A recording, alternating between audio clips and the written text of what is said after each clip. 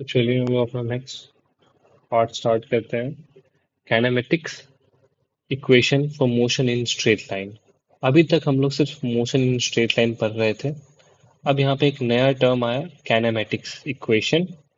और एक और चीज यहाँ पे दिया हुआ है, विथ कांस्टेंट एक्सीलरेशन। चलिए इस वर्ड्स को धीरे धीरे तोड़ते हैं और समझने की कोशिश करते हैं क्या कहना चाह रहा है ये काइनेमेटिक्स इक्वेशन। पहली बात, इस वर्ड से डरना नहीं है। काइनेमेटिक्स वो स्टडी हो गया मोशन का जिसमें हमें सिर्फ और सिर्फ ऑब्जेक्ट का मोशन से मतलब है। ऑब्जेक्ट मोशन से हमें मतलब है। हमें ये मतलब नहीं है वो किस चीज से, किस फोर्स के कारण वो मूव किया, उससे हमें कोई लेना देना नहीं है। हमें सिर्फ और सिर्फ वो कैसे मूव किया, उसका कितना एक्सीलरेशन था, क्या वेलोसिटी था, हम बस इस चीज पे फोकस करते हैं। इसे काइनेमेटिक्स कहते हैं। तो काइनेमेटिक्स को हम लोग दूसरे शब्द में मोशन कह सकते हैं। मोशन के equations for straight line. And एक और इसमें कंस्ट्रेंट दिया हुआ है, एक चीज फिक्स दिया हुआ है कि हमारा कांस्टेंट एक्सीलरेशन ही होना चाहिए। कांस्टेंट एक्सीलरेशन कहने का मतलब या तो वेलोसिटी सेम रेट से बढ़े या तो सेम रेट से घटे। मींस एक्सीलरेशन या तो डी एक्सीलरेशन, वो कांस्टेंट होना चाहिए। ये नहीं कि स्टार्टिंग में आपने वेलोसिटी बढ़ाया, कभी थोड़ा सा बढ़ाया, कभी ज्यादा बढ़ाया, इस तरह से नहीं। आपने कॉन्स्टेंटली वेलोसिटी बढ़ाया, सेम रेट से बढ़ाया, तो इस रीजन के लिए आपका एक्सीलरेशन कांस्टेंट है। तो इसी रीजन पे हम लोग सिर्फ और सिर्फ ये मोशंस की इक्वेशन हम लोग लगा सकते हैं। इसमें हम लोग टोटल तीन बेसिक मोशंस पढ़ेंगे, तीन तरह की इक्वेशंस पढ़ेंगे। तो ये जानने से पहले इसके पांच मैजिकल वर्ड्स हम लोग एक बार दोबारा रिवाइज कर लेते हैं। वो हैं, सबसे पहले हमारे V, U, A, T, S. V मेरा क्या है आप लोगों को पता होगा, फाइनल वेलोसिटी। यू मेरा इनिशियल वेलोसिटी। ए मेरा एक्सेलरेशन। टी मेरा टाइम हो गया। एस मेरा डिस्प्लेसमेंट हो गया। अब इन पांच वर्ड्स, लेटर्स से हम लोग खेलने वाले हैं। अब इससे हम लोग तीन डिफरेंट इक्वेशंस बनाने वाले हैं। चलिए बनाते हैं धीरे धीरे। तो सबसे पहला इक्वेशन जो हम लोग ने पढ़ा था एक्सेलरेशन को लेके, वो क्या था, a equal to we minus u by t. ठीक है। अब इसे हम लोग थोड़ा सा सिंप्लीफाई करते हैं, ए को उधर क्रॉस मल्टीप्लाई के लिए भेज देते हैं। तो A T equal to we minus U and V equal to you plus A T. तो ये रहा मेरा पहला इक्वेशन, जो मेरा मोशन का, काइनेमेटिक्स ऑफ मोशन का पहला इक्वेशन मेरा ये रहा। अब इसे ग्राफ पे हम लोग रिप्रेजेंट कर सकते हैं। तो अब चलिए, आपको कुछ ग्राफ का नॉलेज पहले से भी है, लेकिन मैं और थोड़ा बताने की कोशिश करता हूँ, ट्राई करता हूँ। अब ये इक्वेशन बोला है v equal to you plus A T. ये आप समझ गए किस, कैसे आया ये इक्वेशन। तो अब इसे हम लोग ग्राफ पे प्लॉट करने की कोशिश करते हैं। तो ये कहना चाह रहा है v जो है मेरा फाइनल वेलोसिटी है, वो इनिशियल वेलोसिटी जो होगा प्लस आपने जो एक्सीलरेशन लगाया और जितना टाइम तक आपने एक्सीलरेशन लगाया उसके बराबर हो जाएगा। तो इससे अगर बहुत आसान भाषा में हम लोग समझने की कोशिश करेंगे, तो मान लीजिए आपने इनिशियली एक गाड़ी चला रहे हैं आप 5 मीटर पर सेकंड से, और आपने फिर उस पे एक्सीलरेटर लगाया, और एक्सीलरेटर का जो वैल्यू था एक्सीलरेशन का, वो मान लीजिए 2 मीटर पर सेकंड स्क्वायर था। और आपने 10 सेकंड तक एक्सीलरेशन किया। तो अब आपसे पूछा जाए कि आपका अब 10 सेकंड के बाद वेलोसिटी क्या होगा, तो आप ठीक है, आप फॉर्मूला, या तो आप ये फॉर्मूला इनिशियल से लगाइए, या तो डायरेक्ट, अगर ये आप फॉर्मूला याद है, आपसे पूछा है वेलोसिटी, आपको यू दिया हुआ है, ए दिया हुआ है, टी दिया हुआ है, तीन चीज आपको दिया हुआ है, और चौथा चीज पूछा है, तो हमारे पास डायरेक्ट फॉर्मूला है। फाइनल वेलोसिटी जो होगा मेरा, वो आपने इनिशियली कितना स्पीड लगाया, सॉरी स्क्वायर नहीं भाई, आपने इनिशियली कितना स्पीड लगाया प्लस आपका एक्सीलरेशन जो कि 2 मीटर पर सेकेंड स्क्वायर है, इनटू कितना समय के लिए आपने लगाया। तो इससे आपका आ जाएगा जैसे 20 + 5, 25 मीटर पर सेकेंड। तो 10 सेकेंड के बाद आपका वेलोसिटी 25 मीटर पर सेकेंड हो जाएगा। ये रहा आपका इक्वेशन। अब इसको ग्राफ पे थोड़ा समझने की कोशिश करते हैं हम लोग। चलिए ग्राफ देखते हैं। तो अगर आप इस इक्वेशन पे फोकस करिएगा, तो मान लीजिए आपका इनिशियल वेलोसिटी 0 है, और आपने एक्सीलरेशन कुछ a लगाया है, ठीक है। तो आपका ग्राफ क्या बनेगा? इनिशियल वेलोसिटी 0 है, तो v इक्वल टू क्या हो जाएगा? u plus A T. अब a मेरा a है, t होगा, तो फाइनल वेलोसिटी मेरा ए टी आएगा। तो जो v मेरा आएगा वो मेरा ए टी के बराबर आएगा, और u मेरा 0 है। ये हम लोग माने हैं, लेकिन इस ग्राफ पे इस पे पहले से इनिशियल वेलोसिटी कुछ माना हुआ है। देखिए एक्स टी इक्वल टू 0 पे कुछ मेरा इनिशियल वेलोसिटी u माना हुआ है, तो हम u को 0 नहीं लेंगे, u को u ले लेंगे। तो v equal to you plus A t ही रहेगा मेरा। तो जब मेरा t इक्वल टू 0 पे, तो t इक्वल टू 0 पे ए टी मेरा 0 हो जाएगा, तो v इक्वल टू u। तो मेरा ग्राफ यहाँ से स्टार्ट होगा। अब जैसे जैसे t बढ़ेगा तो u प्लस ए टी वाला टर्म बढ़ते जाएंगे, ए टी का टर्म बढ़ते जाएगा, u तो कांस्टेंट रहेगा। वो नॉर्मली ऐसे ग्राफ बना देगा। तो ये आप इस तरह से है, y equal to M X plus C type का ग्राफ है। क्या आप नाइन्थ क्लास में, तो आपको ये पता होगा, ये स्ट्रेट लाइन ग्राफ है। तो y equal to M X plus C graph कैसे होता है? कुछ इस तरह से होता है, उसमें c इंटरसेप्ट होता है। वही अगर y equal to M X रहा, तो मेरा c इक्वल टू, इसका मतलब y equal to M X है सिर्फ, इसका मतलब c इक्वल टू मेरा 0 है। तो मेरा इंटरसेप्ट 0 वो ग्राफ ऑरिजिन से क्रॉस करता है। तो यहाँ पे भी इसे आप x मान लीजिए, क्योंकि आपने t वाले ग्राफ x एक्सिस पे आपने t रखा है और y एक्सिस पे आपने v रखा है। तो ये मेरा x है और ये मेरा y है।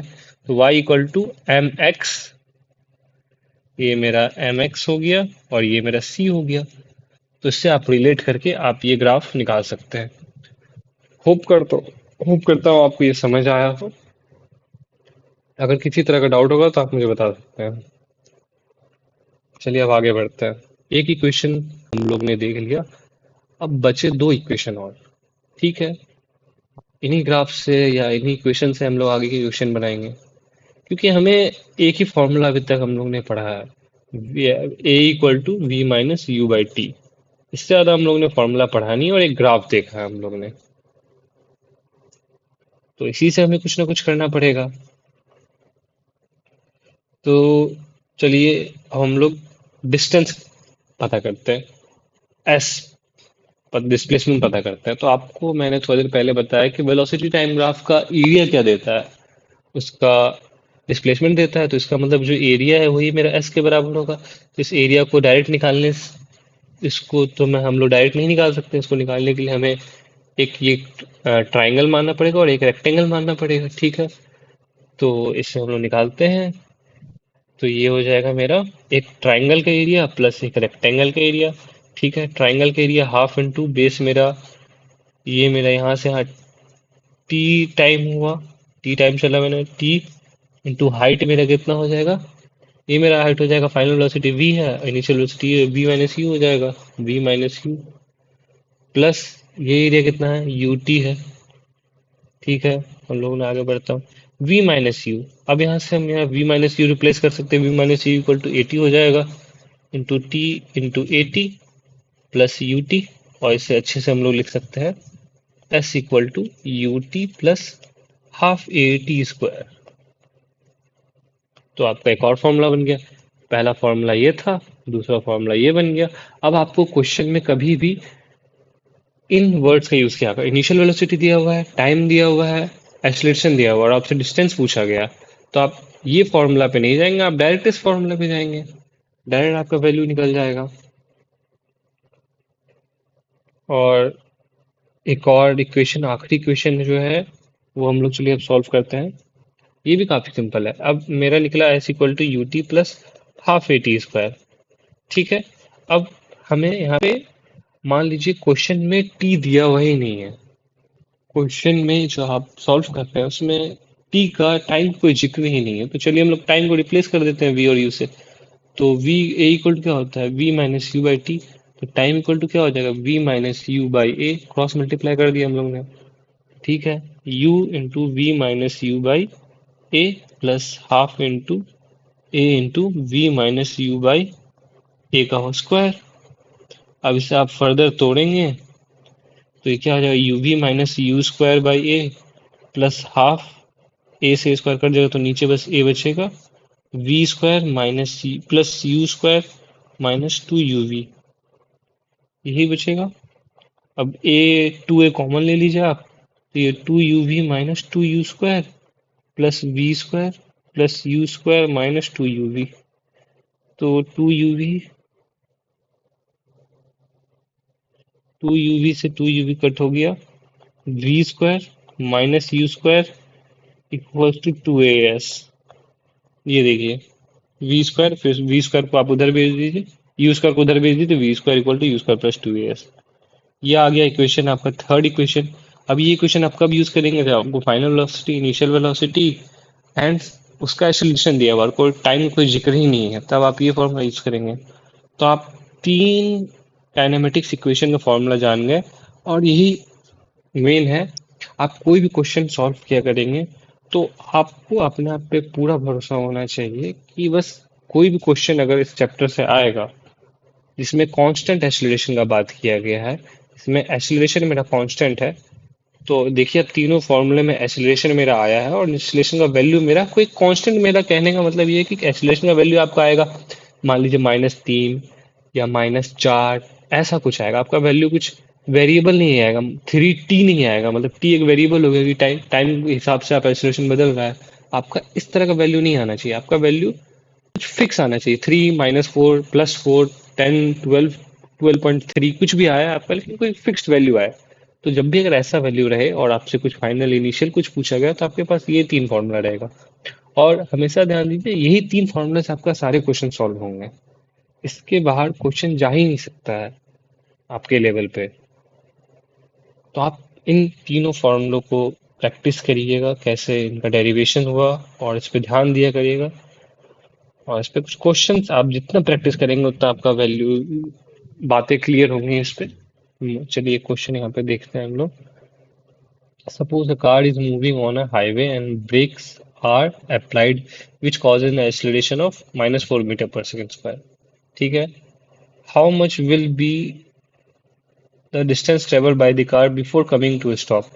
ठीक है, if the car was moving with a velocity of, पहला क्वेश्चन, दूसरा क्वेश्चन। ठीक है, तो हम लोग का सबसे पहला काम होता है क्वेश्चन को जो दिया हुआ है वो लिखने का काम करते हैं, हम लोग सिंपल करने की कोशिश करते हैं। हम्म सो एक्सीलरेशन मेरा क्या दिया हुआ था, -4 मीटर पर सेकेंड स्क्वायर, और इनिशियल वेलोसिटी मेरा पहला पार्ट सॉल्व कर रहे हैं हम लोग, 54 किलोमीटर पर आवर। अब देखिए यहाँ पे हम लोग पहले ही क्वेश्चन में हम लोग फंस जाते हैं, यहाँ मीटर में दिया हुआ है, यहाँ किलोमीटर दिया हुआ है, और यहाँ सेकेंड है, यहाँ आवर है। तो आपका सबसे पहला काम होगा कि आप इसे नॉर्मल वैल्यू में कन्वर्ट करिए, या तो आप इस वैल्यू को मीटर पर सेकंड में ले आइए, या तो इस वैल्यू को किलोमीटर पर आवर स्क्वायर में करिए। लेकिन हम लोग क्या करते हैं, सेकंड को ऐसा यूनिट मानते हैं और मीटर को ऐसा यूनिट मानते हैं, तो इससे हम लोग मीटर पर सेकंड में कन्वर्ट करेंगे। तो मीटर पर सेकंड कन्वर्ट करने के लिए किलोमीटर को मीटर में कर दीजिए और आवर को सेकंड में कर दीजिए, तो ये हो जाएगा मीटर पर सेकंड स्क्वायर। अब इससे अगर आप काटिएगा तो आपका कुछ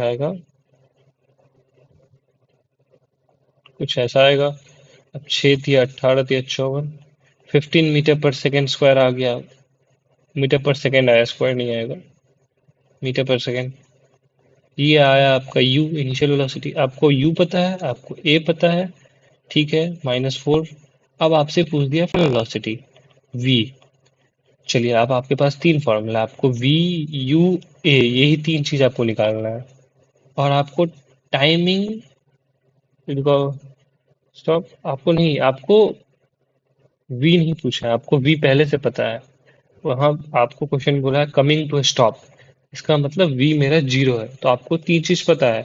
और आपसे पूछा क्या है, when the brakes were applied,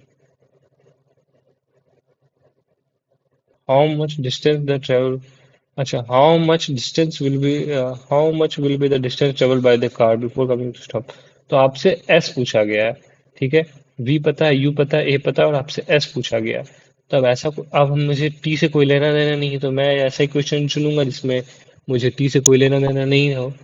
T मैं इंक्लूड नहीं करना चाहूंगा, तो इसी क्वेश्चन में टी है, इसी क्वेश्चन में टी है, मैं इसे क्यों इंक्लूड करना चाहूंगा, इससे मेरा काम बन जाएगा। हालांकि अगर आप सॉल्व क्वेश्चन को लेंदी तरह सॉल्व करना चाहोगे तो आप इन तीनों में से किसी फॉर्मूले से सॉल्व कर सकता हो। थोड़ा सा आपको और मेहनत करना पड़ेगा, थोड़ा और दिमाग लगाना पड़ेगा, लेकिन आप ये हमेशा जानिए कि आप तीनों फार्मूला को यूज किया कर सकते हैं।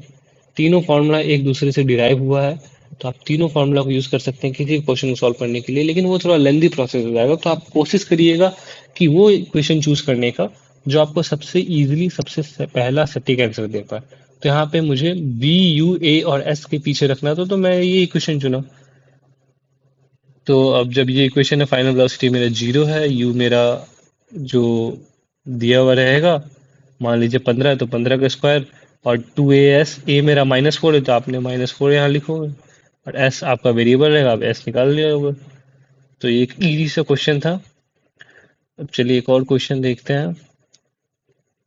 A motorcycle cruising down a straight highway at a steady speed of 5 metre per second. चलो यू मेरा 5 मीटर पर सेकंड दिया हुआ है, ठीक है। When the twist see then twist the throttle to overtake a truck. तो उसने accelerator को घुमाया ट्रक ओवरटेक करने के लिए, accelerating uniform at a rate of 3 metre per second. A मेरा 3 मीटर पर सेकंड स्क्वायर है, ठीक है, फॉर एग्जैक्टली 4 सेकंड। टी मेरा 4 सेकंड है। Calculate the total distance he covered during the 4 second. S पूछ लिया आपसे, चलिए आपने V U A T S, और आपको वी से कोई लेना देना नहीं है, क्वेश्चन में वी मांगा ही नहीं है, तो वी से में कोई लेना देना नहीं होना चाहिए। तो कुछ ऐसा इक्वेशन जिसमें वी ना हो। चलिए, इसमें वी आ रहा है तो ये मुझे नहीं चाहिए, ये भी मुझे नहीं चाहिए, अब मेरे पास ये इक्वेशन सही है तो मैं ये यूज कर लूंगा, S equal to U T plus half A T square. तो मेरा डिस्टेंस कितना हो जाएगा, U T plus half A T square. अब सब यूनिट चेक कर लिए, सारे यूनिट सेम है, तो फिर 5 into 4 plus half into 3 into 4 का स्क्वायर, यहाँ से आपका वैल्यू आ जाएगा इसका। तो यहाँ तक आपका इक्वेशन खत्म हुआ, और आप बहुत सारे क्वेश्चन ट्राई कर सकते हैं एनसीईआरटी के बैक साइज प्रॉब्लम्स एंड और भी बुक्स के आप प्रॉब्लम सॉल्व एग्जाम्पल ट्राई कर सकते हैं। ये टॉपिक आपको बहुत हेल्प करेगा अच्छे तरीके से समझने में। इस पे क्वेश्चन प्रैक्टिस आप 20, 40, 50 जितने क्वेश्चन आप प्रैक्टिस कर सकते हैं आप करिए। मेरा रिकमेंडेशन रहेगा एटलीस्ट आप 30 क्वेश्चन इस पे ट्राई करिए। अगर आपको नहीं मिल रहे अच्छे क्वेश्चन तो मैं आपको शेयर कर दूंगा। अच्छे अच्छे क्वेश्चन इस पे ट्राई करिए। मेरे पढ़ाने से कोई फायदा नहीं है, मैं स्पून फीड करूंगा वो सही नहीं रहेगा। उससे बेटर आप लोग खुद से इसे समझने की कोशिश करिए, और हमेशा भरोसा रखिए यही 3 इक्वेशन से आपके सारे क्वेश्चन सॉल्व होंगे। बस इनके वैल्यूज को अच्छे से समझिए, वी का असली मतलब समझिए, यू का मतलब समझिए, आपके सारे क्वेश्चन से सॉल्व होने वाले हैं। तो अब नेक्स्ट एक छोटा सा टॉपिक आया, इसमें कुछ खास पढ़ाने के लिए नहीं है, तो बस मैं ऊपर से बस बता देता हूँ, और आपका मोस्ट प्रोबेबली चैप्टर खत्म हो चुका है। तो मोशन इन ए प्लेन, अब हम लोग अभी तक motion in a straight line बात कर रहे थे, अब हम लोग motion which is motion in A one dimensional motion, one dimensional motion का बात कर रहे थे। या तो सामने चल रहा था गाड़ी, सब कुछ स्ट्रेट लाइन में चल रहा था, वन डायमेंशनल मोशन का बात कर रहे थे।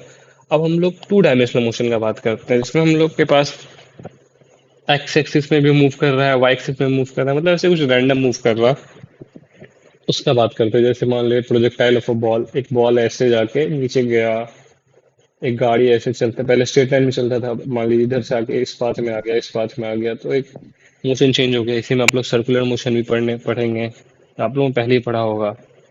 और ये फॉर्मूला होता है average velocity of circular motion.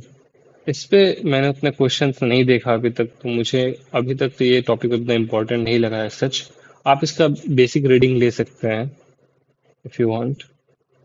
So I think so chapter हमारा यहाँ खत्म होता है, और आप बहुत सारे क्वेश्चंस प्रैक्टिस करिए। ग्राफ्स के क्वेश्चन खासकर प्रैक्टिस करिएगा, वो एग्जाम्स में बहुत ज़्यादा फ्रीक्वेंटली आते हैं। और इन तीनों इक्वेशंस पे अच्छे से पकड़ बनाने की कोशिश करिएगा। Thank you. ये चैप्टर आपका यहाँ खत्म होता है। कोई भी डाउट आए आप feel free to message me, और कभी भी आप अपने क्वेश्चन पूछ सकते हैं। Thank you.